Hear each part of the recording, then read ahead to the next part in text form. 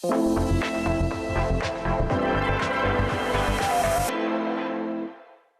à toutes et à tous, bienvenue dans l'École du Futur, je suis ravie de vous retrouver. Au sommaire de cette émission, on ouvre comme toujours avec notre focus, parce que bien utiliser les écrans, ça s'apprend en famille. Et au jour le jour, le Clémy vous propose un nouvel épisode de sa série « La famille tout écran ». Et puis, quant à notre sujet du jour, on va parler de dyslexie, lire un texte, déchiffrer une consigne, suivre un cours. Pour beaucoup de personnes dyslexiques, ces gestes du quotidien demandent un effort constant et pourtant ce trouble reste encore largement sous-estimé et synonyme de stigmatisation.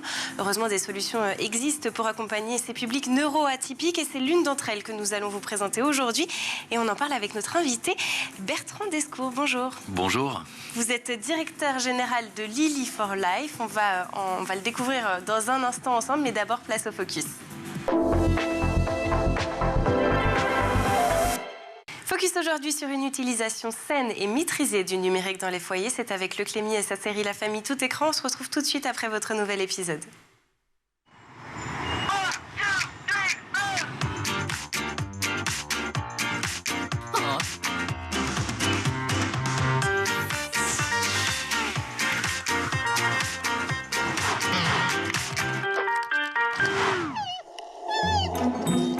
C'est génial, vous avez vu cette vidéo? C'est un panda qui fait du roller.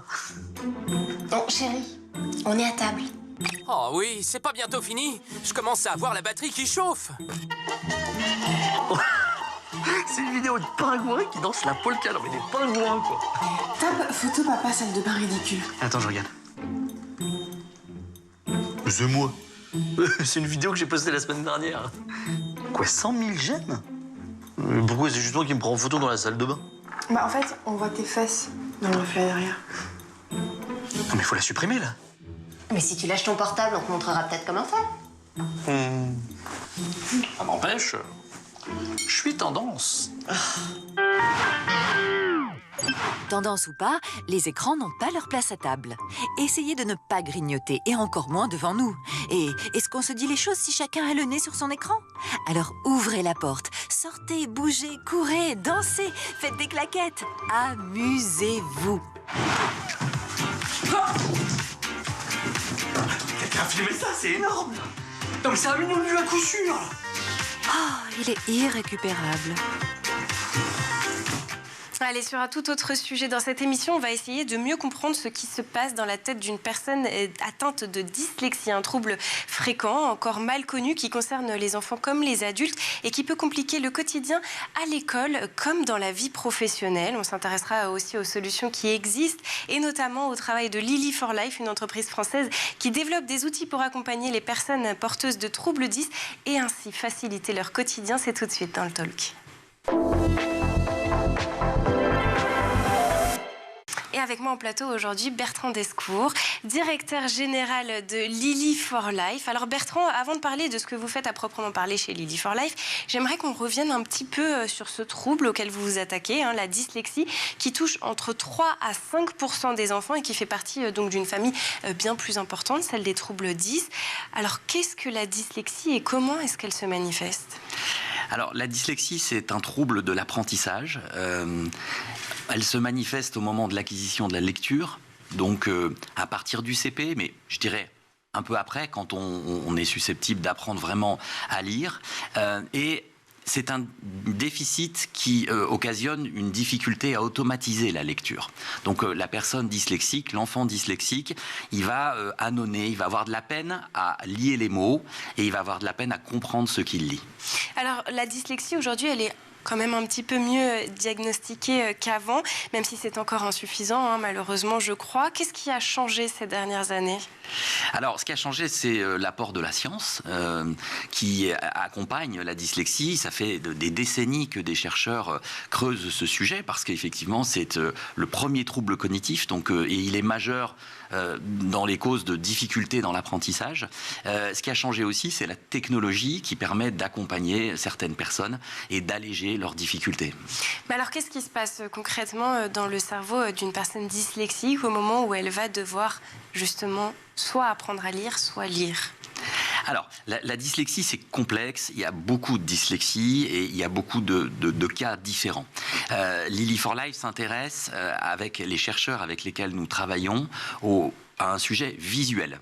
Donc, 2 chercheurs à Rennes nous ont aidés à comprendre la dyslexie en publiant en 2017 un article qui a été récompensé d'ailleurs en 2020 par l'Académie de médecine. Et en fait, cet article, il explique que quand on est dyslexique, on a un défaut de dominance oculaire. Donc, en vérité, les messages arrivent au cerveau de manière concomitante de la part des 2 yeux, et la zone de réconciliation visuelle à l'arrière du cerveau, finalement, elle ne fonctionne pas très bien. Et donc, il y a une sorte d'encombrement visuel. Donc concrètement, quelqu'un qui est dyslexique, il peut voir des mots qui bougent, il peut avoir l'impression que les lettres tanguent, il peut confondre des lettres, il peut avoir l'impression qu'il y a un ombrage, ou que ce qu'il lit a peut-être été mal imprimé et qu'on voit la page de derrière, et que donc finalement il a une altération visuelle dont il ne se rend pas toujours compte, parce que c'est comme ça qu'il voit depuis qu'il apprend à lire, et donc il faut essayer de l'accompagner pour dissiper ça. Bon, et justement ça, on va en parler, du travail que vous faites avec votre lampe. Mais alors, là, on a compris ce qui se passait dans le cerveau. En revanche, quand on est extérieur, quand on a un sujet extérieur, quels sont les signes les plus fréquents qui doivent alerter parents ou enseignants ? Alors, je voudrais dire d'abord pour les parents que c'est normal qu'au démarrage de l'apprentissage de la lecture, un enfant confonde des lettres, un enfant se trompe, un enfant ait besoin d'une phase d'acquisition. Elle peut durer. Ce qui est communément admis, c'est que lorsqu'il y a 6 mois de retard et plus, il y a quand même une inquiétude à avoir, et il faut effectivement commencer à se renseigner. Les éducateurs, les professeurs peuvent alerter les parents. Les parents aussi peuvent se rendre compte d'un rejet de la lecture. L'enfant, il n'est pas du tout à l'aise avec la lecture. Ça le fait craindre finalement, il angoisse. Et puis, il n'arrive pas à automatiser. C'est-à-dire qu'au fur et à mesure qu'il aura compris les mécanismes, il va rester un peu à séquencer sa lecture et à se bloquer sur des mots. Et puis la conséquence de tout ça, c'est effectivement le sens. C'est qu'il aura beaucoup de peine à la première lecture à comprendre ce qu'il lit, même sur des petites phrases très simples. D'accord. Alors ça, c'est un trouble qui va toucher les individus tout au long de leur vie, n'est-ce pas ? Oui. On ne l'éradique pas finalement. On ne soigne pas de la dyslexie. Oui, absolument. Et ce qui existe aujourd'hui, ce sont des techniques de compensation. Donc le formidable travail, par exemple, des orthophonistes, c'est des prises en charge pour essayer de compenser cette difficulté, de contourner le problème, d'apprendre aux enfants finalement à fonctionner de manière plus simple. Mais on sait que c'est une parade qui est parfois difficile pour certains enfants. Et d'ailleurs, quand on retrouve ces enfants au collège, ou quand on les retrouve plus loin dans les études, et encore plus loin dans la vie professionnelle, adulte, eh bien, ces troubles de la lecture, cette difficulté à appréhender l'écrit, elle persiste. Nous travaillons avec un certain nombre d'entreprises pour parler de la dyslexie, sensibiliser sur la dyslexie, et on voit que c'est un gros tabou et qu'il y a beaucoup de souffrance dans le monde professionnel aussi. Bon, alors pour revenir sur ce que vous faites, vous, chez Lily for Life, vous avez commencé avec une lampe que vous avez d'ailleurs amenée avec vous en plateau. Est-ce que vous pouvez un petit peu nous expliquer ce qu'est ce produit ?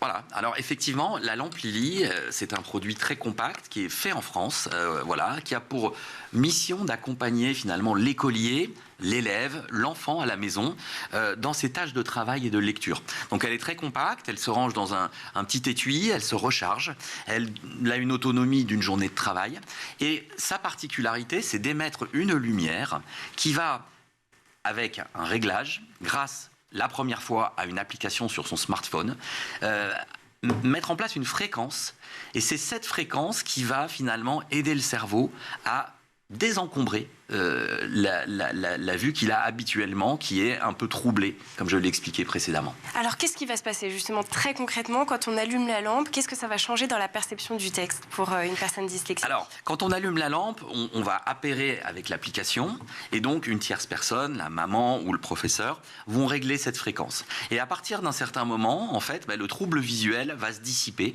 L'enfant va finalement voir les mots d'une manière plus nette.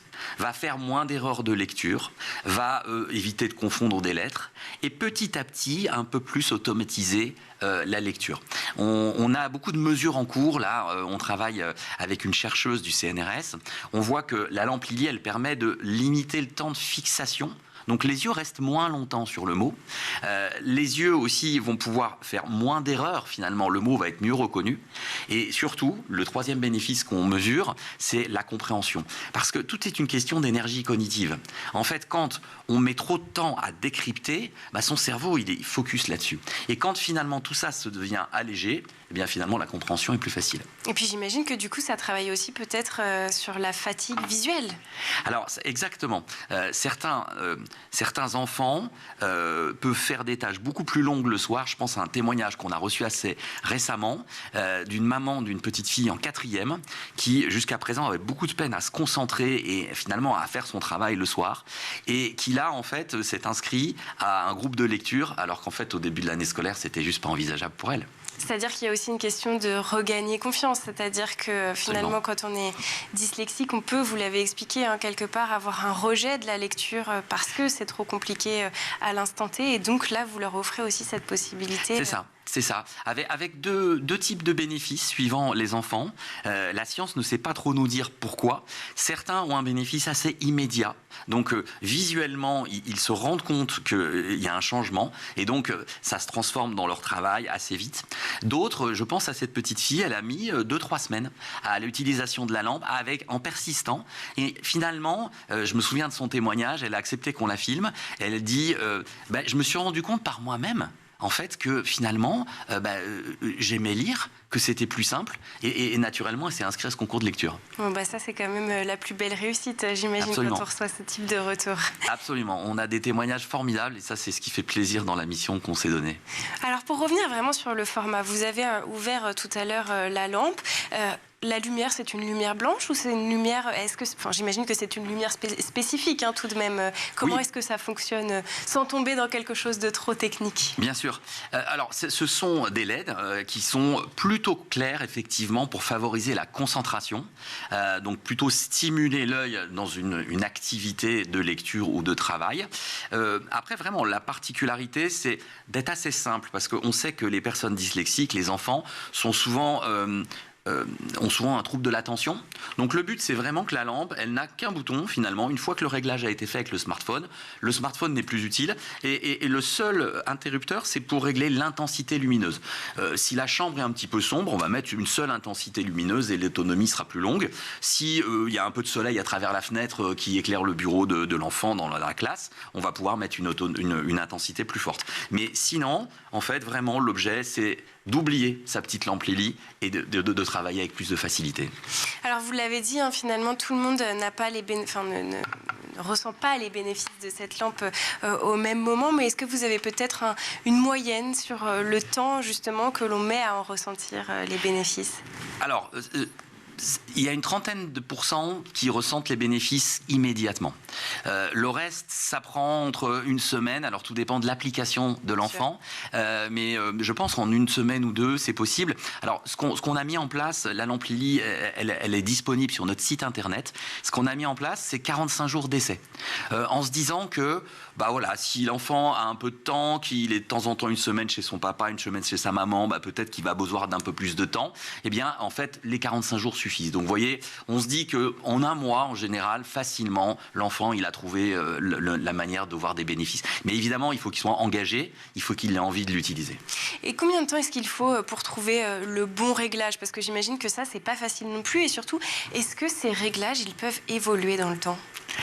Alors, le réglage, sincèrement, c'est très rapide parce que il y a une plage de fréquences et finalement, on va dire en 2-3 minutes, on va trouver la bonne fréquence. Une fois qu'elle est déterminée, il y a un détrompeur qui permet de voir si avec une lumière normale, effectivement, on aurait un effet similaire ou pas. Je conseille de le faire à l'insu de l'enfant pour justement vérifier. Une fois que cette fréquence est déterminée, elle est déterminée pour toute la vie. Non, pas de changement. Est-ce que c'est compatible ça avec un usage en classe? Parce que c'est quand même le sujet de notre émission. Absolument. Alors, ce que je recommande aux parents, c'est d'en parler à l'avance. C'est que l'enfant ne vienne pas le lundi avec sa lampe Lily sur son bureau sans avoir prévenu les enseignants. Elle est compatible parce qu'elle est autonome, donc il n'y a pas d'aménagement particulier. Il faut avoir prévenu le corps enseignant. Et oui, aujourd'hui, beaucoup d'élèves l'utilisent. Il y en a même qui l'utilisent pour les examens. Alors, ça demande des autorisations, mais je pense à un petit garçon qui l'a utilisé pour son brevet parce que il en avait besoin et que ça l'aide dans son quotidien. Et ça, il n'y a pas d'impact avec l'environnement lumineux justement d'une classe? Alors, vous avez vu qu'elle est très articulée, elle est très directionnelle. Non, en fait, on va même si on a une petite camarade juste à côté de soi, en fait, ça ne va pas l'impacter. Le scintillement, pour la majorité des réglages, il est invisible à l'œil nu. Donc, c'est une petite lampe qui éclaire l'espace de travail d'une manière un peu différente que les autres. Bon, on va continuer à en parler. On va parler aussi d'autres solutions que vous proposez depuis peu. Ça sera en seconde partie d'émission, mais d'abord, cap sur la planète tech. Images et vidéos, c'est la crème de la crème d'Internet. C'est la sélection de Dylan Kohler.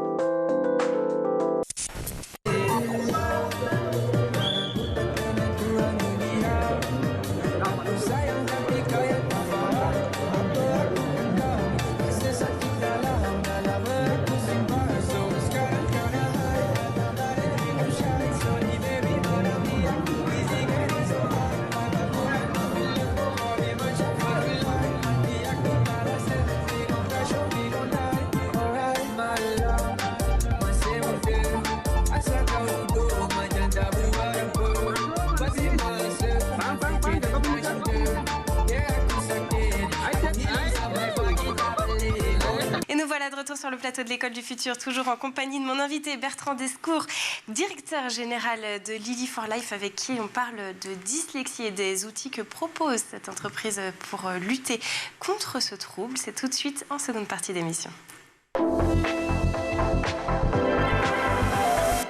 Alors Bertrand, juste avant de partir en pause, on parlait un petit peu de votre lampe qui permet justement aux enfants dyslexiques de retrouver du confort de lecture. Alors, j'ai dit les enfants, mais à qui s'adresse cette lampe? Est-ce que c'est uniquement les enfants ou même les adultes peuvent l'utiliser? Elle s'adresse à tous, elle s'adresse aux personnes dyslexiques. J'ai en tête des personnes qui arrivent à l'âge de la retraite, qui ont plus de temps et qui ont envie de lire, et qui ont une frustration en tant que dyslexique de ne jamais avoir eu envie d'ouvrir un livre parce que elles ont cette crainte que ça devienne compliqué pour elles et qu'elles comprennent mal ce qu'elles lisent. Et donc oui, j'ai en tête des personnes dyslexiques adultes qui profitent de cette lampe. Il y en a aussi dans les milieux professionnels, même si une nouvelle solution va arriver, on en parlera je crois, mais il y a des professionnels qui utilisent la lampe. Cette lampe, elle est disponible par exemple pour toutes les équipes des IKEA en France qui peuvent l'utiliser dans les points de vente et dans les lieux de logistique. Alors oui, parce que cette lampe, vous la commercialisez depuis 2022, donc maintenant ça fait quand même quelques années. Vous en avez vendu des milliers. Quels sont les principaux retours que vous avez du terrain ? Alors, ils sont positifs. On a la chance d'avoir des contacts clair avec les clients parce qu'en fait on a un site internet qui nous permet au-delà de certains distributeurs d'avoir le lien avec l'utilisateur. On a pu faire évoluer les choses sur l'autonomie parce que c'était un peu la clé, donc les versions nouvelles ont amené ça. On a aussi réintroduit plus tôt la couleur bleue dans la plasturgie de la lampe parce que au départ elle était grise. Et puis aussi je voulais dire, dans nos engagements, c'est d'essayer que lorsque les volumes de vente progressent, on fasse bénéficier de nos économies d'échelle. Et donc la lampe, au démarrage, elle était à 349 € et là maintenant elle est à 249. Donc il y a eu 2 étapes de baisse de prix et j'espère qu'on pourra continuer grâce à la fidélité de nos utilisateurs. Et justement, le prix, il peut sembler malheureusement un petit peu élevé pour certaines familles qui n'en auraient pas les moyens. Comment est-ce que vous répondez aussi à cette question d'accessibilité ? Alors, c'est vrai que c'est élevé. Je voulais dire que pour une solution scientifique qui a fait l'objet de beaucoup de développement, de recherche, de multiples années de recherche, qu'on rémunère, il faut intégrer que ce n'est pas un gadget. On a fait aussi le choix que cette lampe soit fabriquée en France. C'est aussi un souhait de faire travailler des entreprises, une entreprise française avec laquelle on travaille pour la production de ce produit. Après, il y a des solutions de crédit. Et si jamais vous avez vraiment des questionnements, il y a un service client, vous les appelez et on saura peut-être trouver des solutions. Bon, très bien, le message est passé. Bon, sur un tout autre sujet, vous avez commencé à en parler. La grande nouveauté de cette année, c'est qu'en janvier, vous avez présenté un nouveau produit au CES de Las Vegas. Et cette fois-ci, il est plutôt à destination des adultes, puisqu'on l'a dit, c'est un trouble qui s'inscrit dans le temps, qui est durable. Est-ce que vous pouvez nous en parler un petit peu de ce nouveau produit ? Bien sûr, Lisa. Alors, effectivement, à ce Consumer Electronics Show, qui est un peu la mecque de la technologie dans le monde, aux États-Unis, en janvier, on a présenté l'écran Lily. Donc c'est un moniteur, je ne l'ai pas pris avec moi, il est plus encombrant que la lampe. On le voit à l'écran. C'est un moniteur de 27 pouces de forte résolution, 2K, mais qui a la particularité d'intégrer cette technologie Lily, c'est-à-dire ce scintillement lumineux. Donc il est très inclusif parce que, vu de l'extérieur, il ressemble à n'importe quel bel écran professionnel, mais avec une petite application qu'on va charger sur son ordinateur ou son Mac, on va pouvoir piloter la première fois la fréquence de scintillement de la lumière qui est intégrée dans l'écran. Et donc, ce scintillement lumineux qu'avec la lampe, on appose sur un texte, sur un livre, sur son bureau, et bien là, on va finalement l'intégrer dans ce qu'on voit au quotidien en face de soi avec un écran. Le réglage est très simple, on utilise les touches du clavier, et puis comme pour la lampe, une fois que le réglage est fait, il est fait pour toute la durée de l'utilisation. La particularité de l'écran, c'est qu'on sait qu'il va être utilisé en entreprise, souvent maintenant dans des zones de flex office, ou peut-être il va être utilisé par différents utilisateurs. Et donc, il va finalement reconnaître automatiquement l'écran, l'ordinateur de quelqu'un de dyslexique et donc son réglage. Et puis si le lendemain c'est quelqu'un de non dyslexique qui vient à ce poste, ça sera un écran normal sans réglage particulier de la fonction Lily. Et potentiellement, si mon collègue travaille sur son ordinateur, qu'il est dyslexique et que j'ai besoin de passer 5 minutes sur l'ordinateur, vous l'avez expliqué en première partie d'émission, je crois, le scintillement, il n'est pas visible à l'œil nu. Alors oui. Ça veut dire est-ce qu'on peut quand même l'utiliser 5 minutes si on n'a pas de dyslexie et on ne sera pas gêné, ou est-ce qu'il y aura quand même un petit Alors ça se passera bien, ça se passera bien. S'il y avait une gêne, parce que encore une fois là on parle d'être humain et on parle donc de sensibilité visuelle, je sais que certaines personnes, par exemple sur sont photosensibles, peuvent trouver le réglage un peu trop lumineux par exemple. Il suffira d'appuyer sur la touche espace. Et donc, on déverrouille le système. Et la personne dyslexique, pendant 5 minutes, elle n'utilise plus l'écran avec la fonction Lily et ça va bien se passer. Bon. Aujourd'hui, cet écran, il est pensé pour les adultes, en entreprise, mais est-ce qu'il pourrait être un jour transposé aux enfants ? Alors oui, On va dire qu'à partir d'un certain âge, à partir de l'usage du numérique, je pense qu'il y a des classes qui commencent à équiper des enfants, en particulier dyslexiques, dès le CM2. C'est un écran qui permet d'amener un grand confort parce que effectivement l'image est plus large, donc on peut imaginer que ça peut être utilisé effectivement en milieu scolaire. On sait que ça peut être aussi un écran familial pour que peut-être l'enfant dyslexique de la famille puisse avoir plus de confort de travail et puis que finalement cet écran puisse être utilisé dans d'autres circonstances. En sachant que les enfants sont justement de plus en plus confrontés à l'usage des écrans et à un âge de plus en plus jeune, la question qui me semble essentielle aussi de se poser, c'est est-ce que quand on est dyslexique, la lecture sur un écran, elle est encore plus compliquée que sur un document papier ou est-ce que finalement il n'y a pas vraiment de différence pour le cerveau? Alors c'est une très bonne question. Si, il y a une différence. En fait, les écrans favorisent quand même la lecture des personnes dyslexiques de manière générale. L'écran Lily encore plus, évidemment, avec une fonction particulière. Mais pourquoi? Parce que le contraste lumineux est plus fort, parce qu'on peut jouer sur la taille, on peut un peu grossir ce qu'on lit, et du coup, quand on écarte un peu les mots, s'ils venaient à se percuter à cause de la dyslexie, là, ils se percutent un peu moins. Et donc, nous, c'est ce qu'on mesure, c'est qu'on voit que les bénéfices de l'écran Lily, ils sont très importants, mais finalement, déjà, le bénéfice d'un écran, c'est fort. Et c'est d'ailleurs pour ça que l'éducation nationale ou les professeurs, parfois, équipent des enfants dyslexiques en informatique avant les autres. Techniquement, qu'est-ce qui aujourd'hui, à l'instant T, empêcherait son utilisation dans un usage scolaire? Alors, ce qui peut l'empêcher, parce qu'on l'a plutôt développé pour l'usage professionnel, c'est sa dimension. C'est qu'il fait 27 pouces, donc c'est une dimension qui est courante maintenant dans les entreprises, un peu moins courante dans un espace de classe. C'est ça qui pourrait être le cas, mais en tout cas, ça nous ouvre la porte à d'autres développements, et c'est ce qu'on est en train de faire dans l'entreprise, c'est évidemment de produire des écrans qui sont à taille adaptée pour que ça puisse plus s'insérer dans un milieu scolaire. Et d'ailleurs, pourquoi avoir choisi de vous lancer sur le milieu professionnel après avoir été sur les enfants?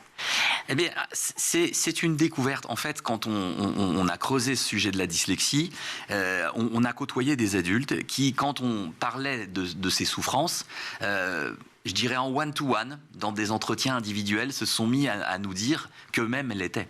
Et on a découvert aussi que finalement, pour la grande majorité, ils n'en parlaient pas dans le milieu professionnel.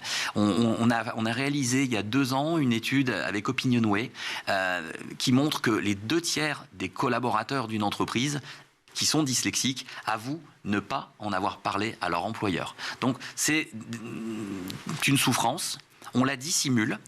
Et en fait, notre ADN aussi, on n'en a pas encore parlé, mais ça c'est important, c'est de croire fondamentalement dans les super pouvoirs des personnes dyslexiques.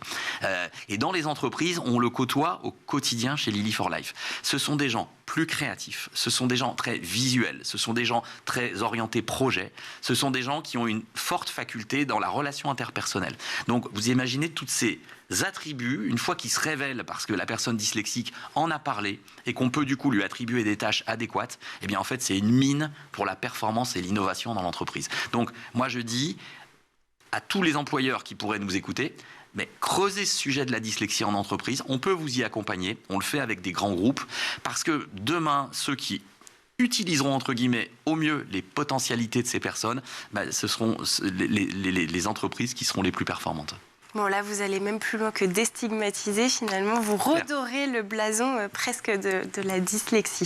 Et oui. Tant mieux. Oui, et je me permets de rajouter, vous voyez, cette image que je donne aux États-Unis, où nous sommes allés plusieurs fois pour le CES, ou même en Angleterre, sans aller si loin, cette conviction que la dyslexie apporte vraiment des bénéfices, en fait, elle est très courante.